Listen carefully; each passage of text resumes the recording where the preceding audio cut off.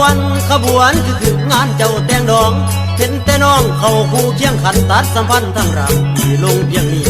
สุขขี้มันในสัมพันธ์น้องแก่ในสายแน่นทรงอยู่สู้เจ้ามั่งมีส่วนว่าพี่สุดที่ทรมานนางประหารหัวใจเน่าในทนเอา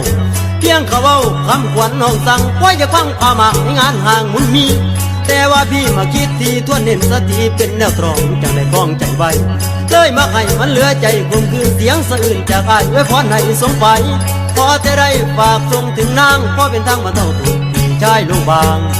สุขเถิดนวลพรางเมื่อรักนางสมดังใจจงสดใส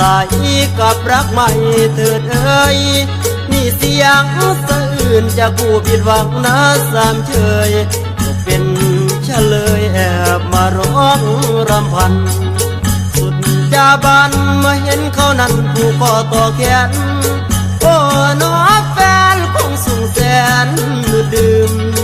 รู้ไหมน้อว่าแฟนเก่าที่เจ้านั้นลืมแอบมายืนซึมส่งเสียงสะอื่นแทนคำใจอยู่เสียงเขาโหว่ามาเยอะควันเลยเหมือนคำเย้ยว่าตัวเรานั้นไม่มีค่าหยดน้ำสังที่เขาลั่งให้กันดาที่ขอเอาน้ำตาแทนน้ำสังลั่งให้น้ำ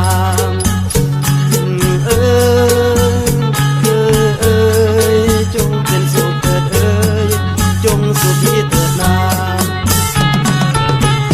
ทางตัวอ้ายมันพอตายตับตึงทางตัวอ้ายมันพอตายตับตึงยืนแต่น้ำมองให้หัวใจเต้นสั่นสายโชคพี่ร้ายมีแต่ผิดหวังมีม่านพังที่หักมาคนบ่มีใด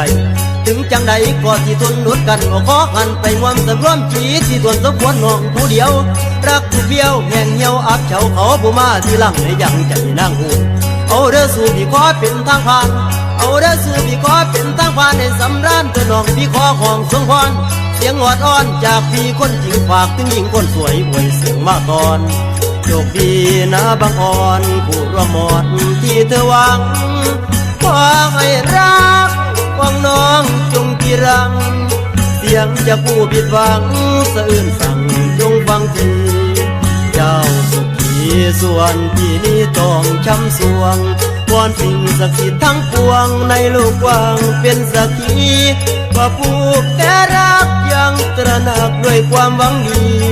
สละแล้วชาตินี้บุญไม่มีขอหนีจากไกลใจดวงน้อยมันเป็นง้อยข้าวพันใจดวงน้อยมันเป็นง้อยข้าวพันรักหวานชื่นจำเอาความจำเต้าคืนมาสะอื่นมันบ่สวงดวงใจบ่มีไผเขารับเป็นผู้ครองเฮาแน่เป็นบ่แล้วไว้ทางหา